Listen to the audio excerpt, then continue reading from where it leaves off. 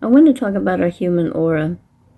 The energy field that emits out from your body, and it can go anywhere from a few feet to a few miles. And it all depends on what you're absorbing in. And it radiates depending on your emotions, the physical conditions, the motivations, the interaction and objects of living things around you, which can leave cracks on your aura, and it will not give you protection from outside sources. So get out in nature, connect with the earth, the sun, the plants, the animals. You are electromagnetic after all. Stay in a neutral state of mind. Acknowledge what you're seeing, but don't give it energy to the things that are happening around you or what you're seeing in the screen. So if you will, listen to this next clip. The following film shows the human energy field radiating outward from the body. It dynamically changes based on the physical conditions, the feeling states, the motivations of the person, in interaction with energy radiation from objects and living things. The existence of the human energy field, or the aura, was validated and studied by over 12 years of high-frequency recordings. This film shows the field not ordinarily seen, but now visible. Like all living things, this little dog has a sizable radiant field, even when he sits quietly. Notice now, as he greets his master, the obvious love and affection between them increases the dynamic radiation from their bodies, even the dog's tail and the man's head. No wonder so many people have pets who give them pleasure and provide a vital field of energy to interact with. Wherever there is motion in the universe, there is increased flow in the field that humans interact with. See the explosive activity from the waves and from his body. Also, the electromagnetic field of the body is negatively charged or ionized, as are waves or tumbling water, which further expands and heightens his field, giving a physical exuberance and emotional excitement. No wonder that a day at the beach is so exhilarating and vitalizing.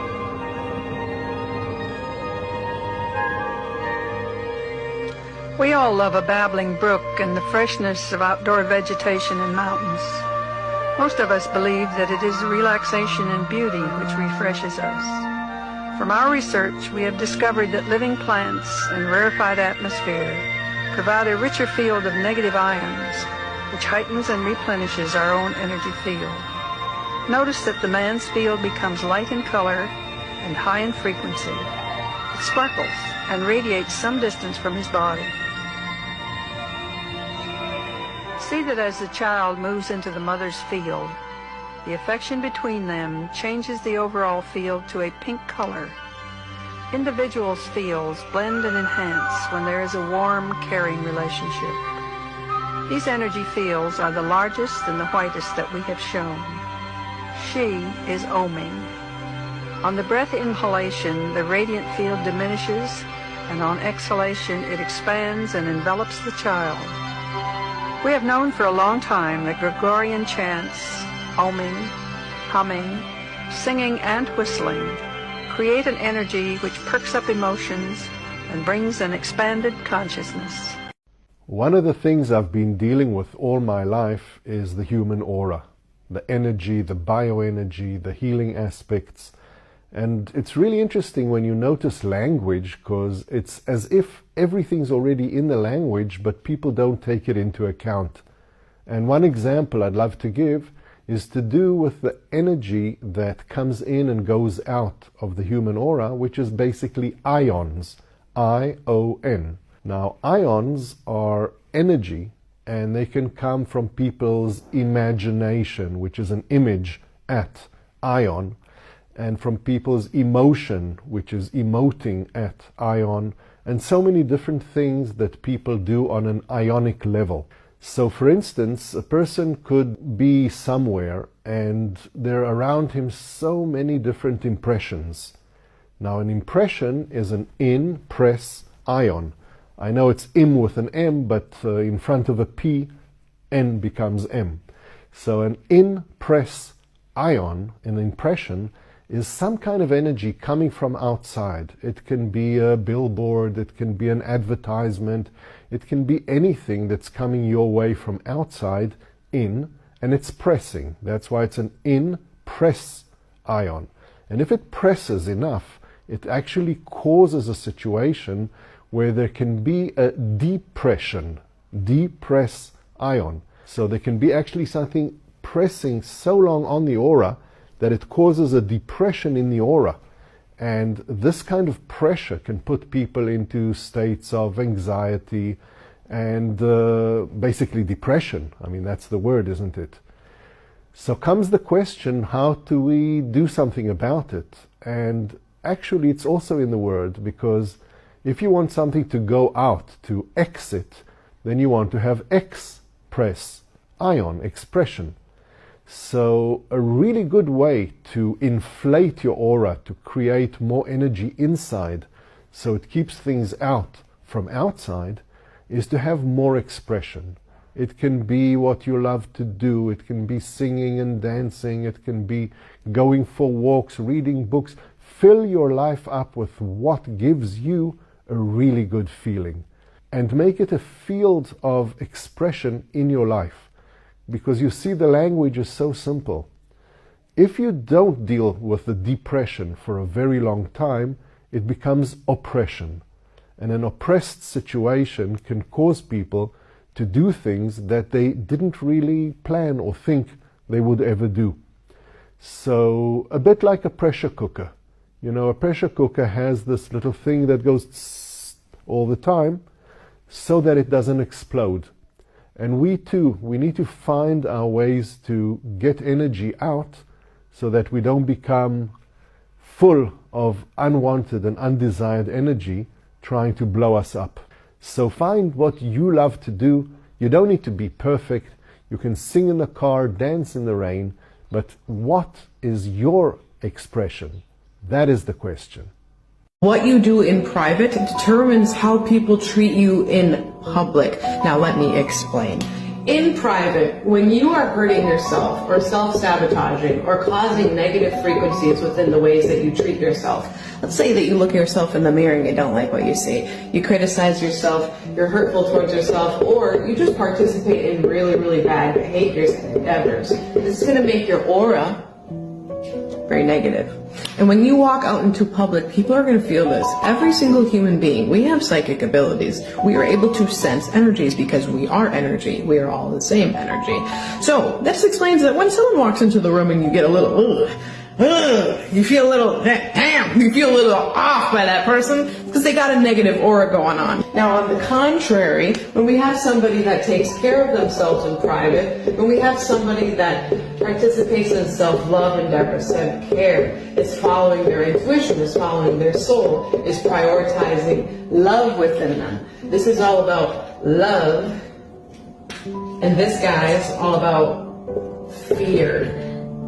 So when this person walks into public, this person's going to be like, yeah, they're going to have a good day because they've been taking care of themselves. That explains why some people walk into the room and you're like, damn, I like that energy. I don't know what it is, but I like their energy. Yes, they're charging their aura. So what you do in private determines how people feel you and how people treat you. Have you ever noticed how your body reacts when you're stressed or triggered? Maybe your chest tightens, your stomach drops, or your shoulders tense up. And that's because trauma isn't just something that happens in the mind, it happens in the body too. When we go through something overwhelming, no matter at what age, our nervous system activates to protect us. This could mean your heart races, your muscles tense, your breath speeds up, or you feel frozen in place. These are your survival responses: fight, flight, freeze, or fawn. They prepare your body to take action by building up energy, like adrenaline, that surges through your body when you're in danger, or tension in your muscles when you brace for impact. But here's the thing, if your body doesn't get a chance to complete these responses, like running, fighting, shaking it off,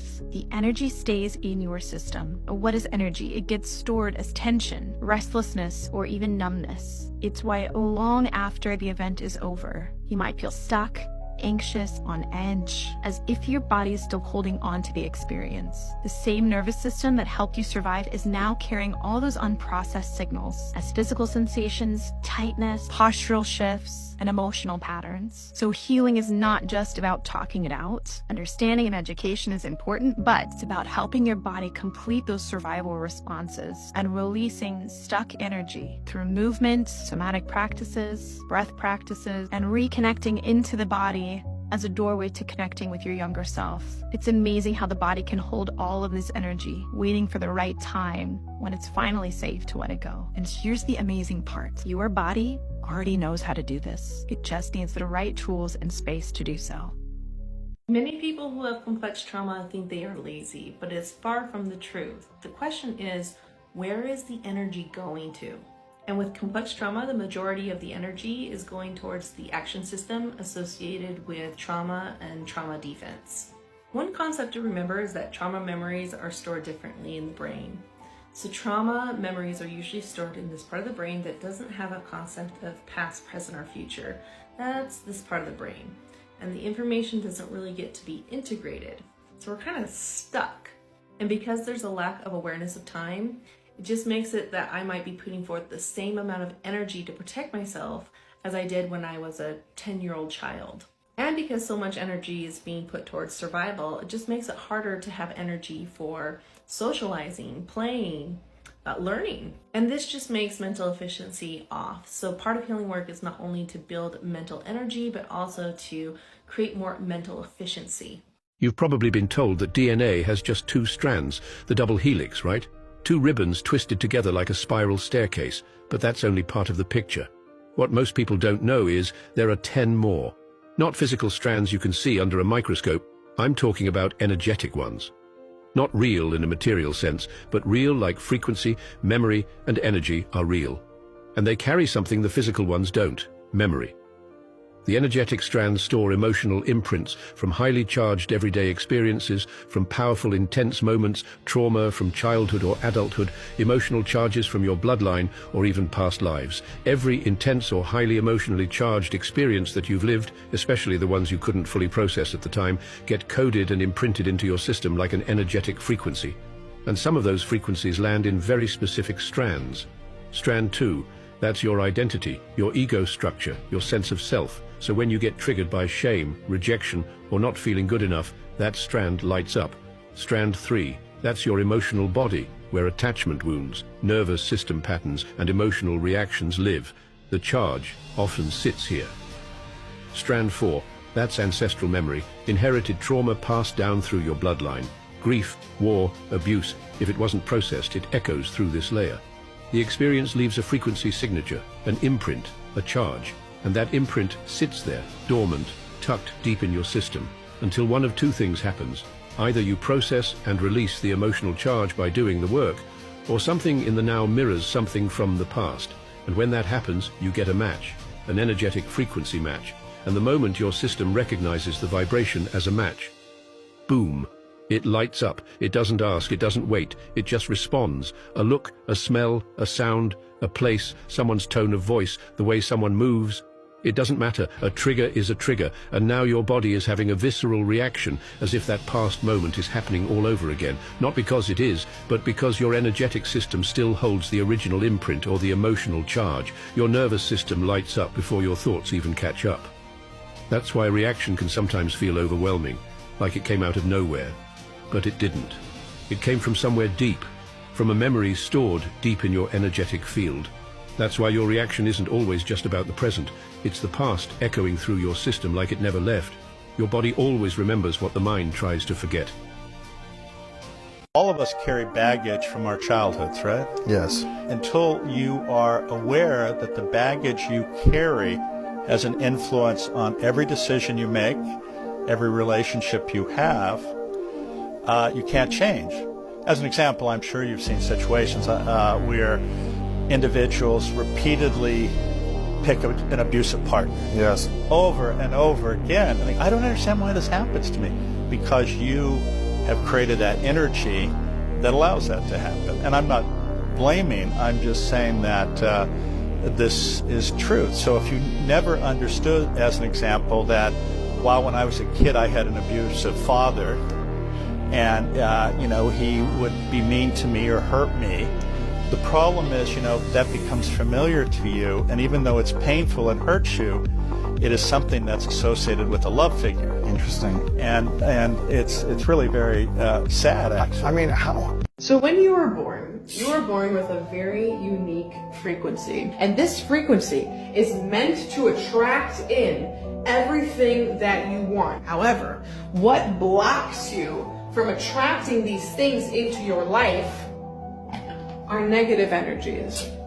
We have a lot of negative beliefs within us of, I'd never be able to attain that. I'd never be able to do that. I'd never make that amount of money. I'd never find that person. I'll never be able to do these things. And what this does is this creates shadows within us. This creates these voices in our head that tell us, these limiting beliefs that tell us that we can't do it. They block the quantum from reaching us. When you are not able to let go of certain things that have happened to you, you hold on to that energy. And these negative energies that we hold within us will repel the things that we want, the things that are destined for you. It is always trying to find you. It is always trying to manifest into your life, from energies into events in your life, to people in your life. It wants to reach you so badly, I swear. The more that you are in alignment with who the universe created you to be, the easier that the universe can work with you, because you're now finally working with that version of you that you are meant to become. You have energy, frequency, and vibration. Now, I use these words simultaneously. Energy, frequency, and vibration. I use them at the same time. But it's really a play on words, because all three of these words, energy, frequency, and vibration, have different meanings. And they all have multiple meanings within them. Energy, frequency, vibration, and in the middle of the triangle, I put manifestation. At the pinnacle of the triangle, at the top, I put energy. Why is that? Because everything is made of energy. What is energy? Come on, camera.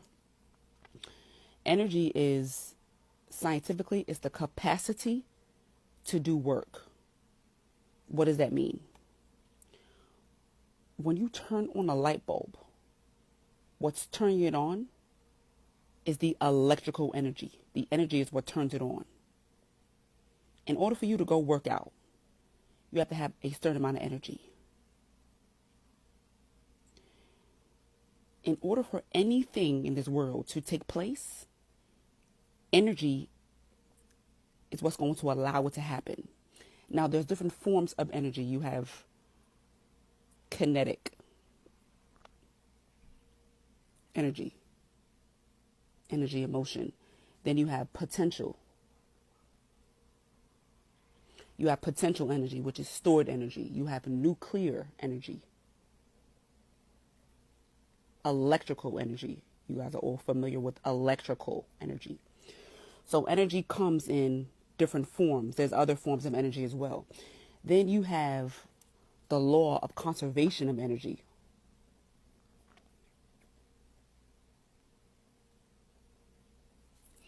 Then you have the law of conservation of energy, which says energy cannot be created nor destroyed, only transformed.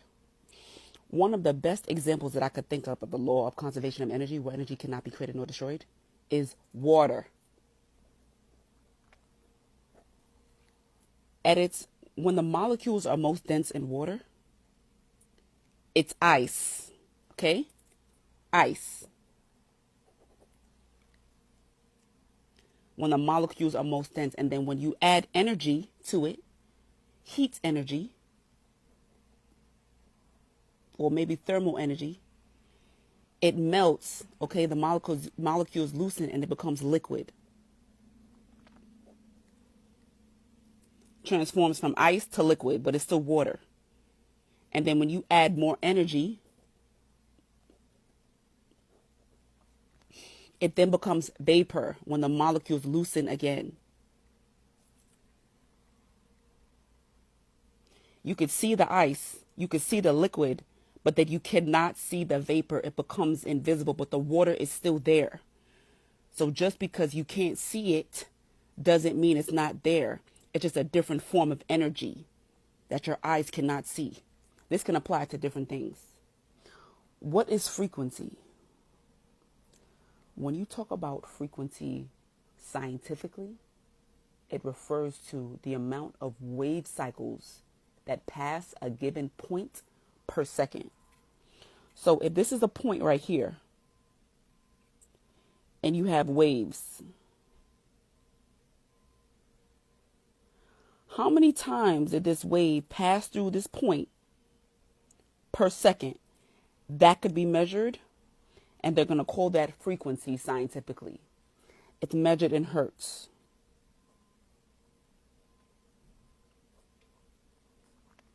Okay? So if a sound wave has a frequency of 440 hertz, it means that 440 vibrations per second. That's what that means. Okay? Now, frequency, now we talk about spiritual frequency. Okay? Like I said, it's different definitions.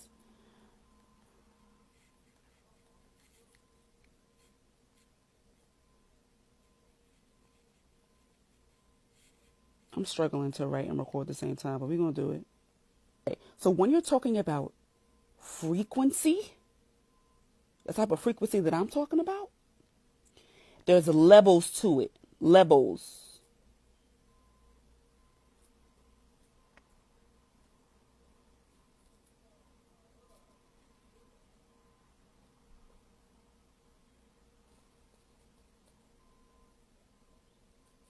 Okay?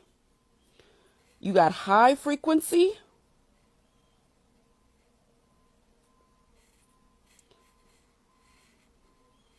I guess the frequencies in the middle could be called moderate. And then you have low levels.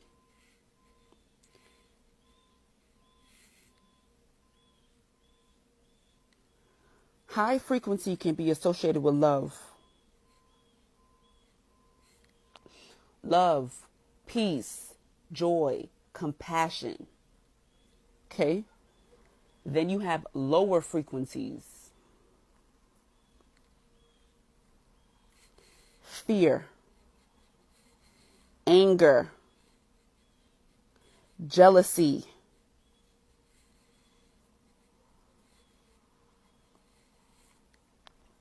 depression, shame. So when I use the word frequency, this is talking about the level at which you're at your frequency. You're always at one of these levels at any given time.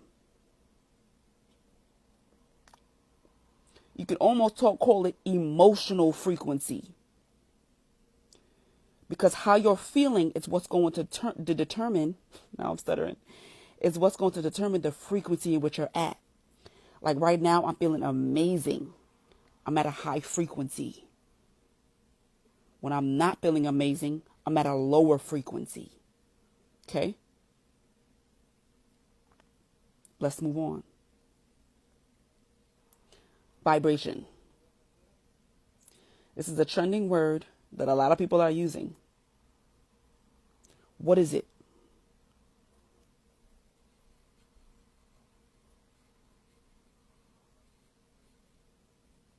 Physical vibration.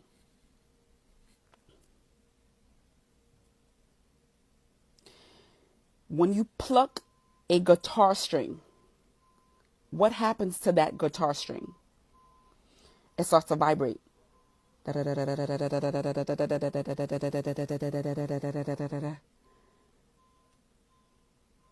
starts to vibrate. And then from that vibration, it creates a sound wave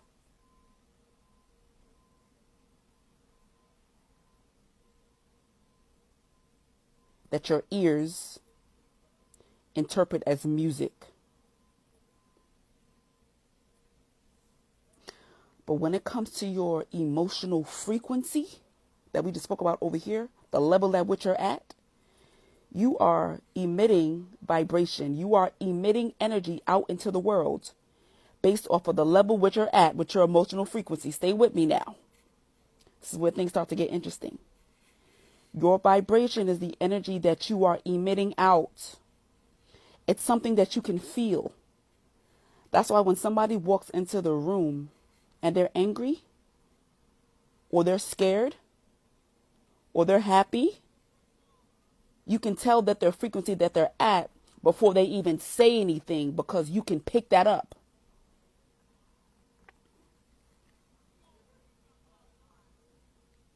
So your vibration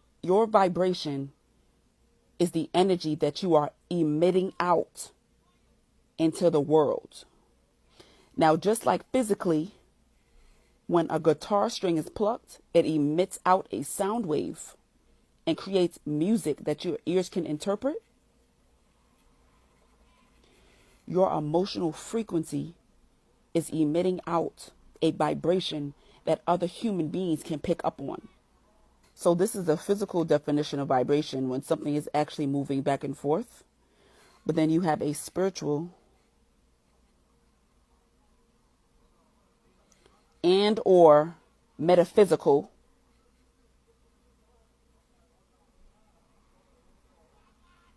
definition of vibration that comes from your emotional frequency. It's energy that you are emitting out into the universe, which is a force.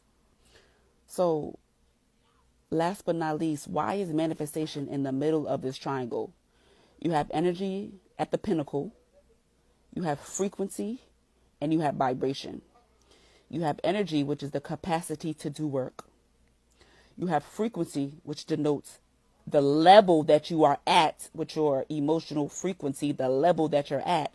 And then you have vibration, which is the energy that you're emitting out into the universe, which is a force that does work. Why is manifestation here? Manifestation is your ability, right?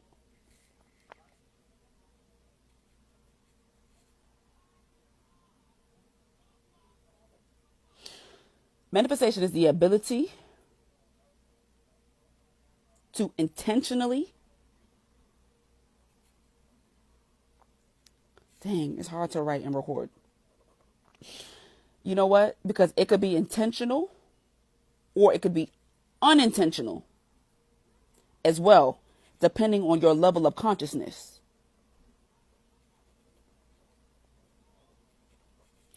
And manifestation, from my understanding, comes from the law of attraction, which we'll talk about another time.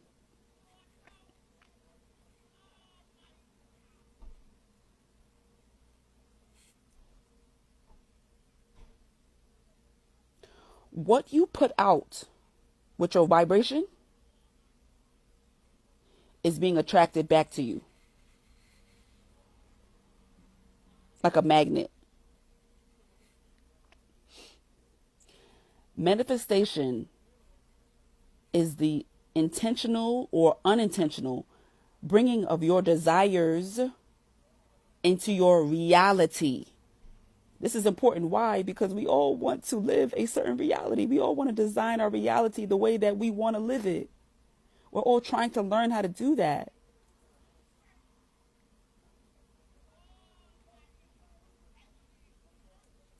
And the way that you learn, right? The way manifestation is in the middle.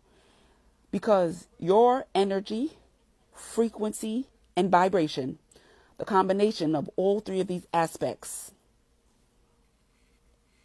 from my perspective, is what's going to bring in manifestation, because of the law of attraction, which is a universal law.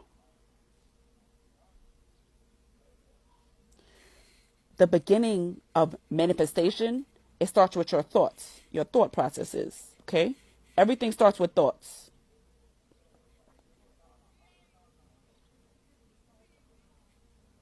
That's why it's important that you become more conscious of your thoughts. Because your thoughts is what's creating your reality. So how do you recreate your reality? You have to change your thoughts. How do you change your thoughts? You will have to reprogram your mind. You have to reprogram your mind, or renew your mind, like it says in the Bible. You have to reprogram your mind. And how do you reprogram your mind? Repetition.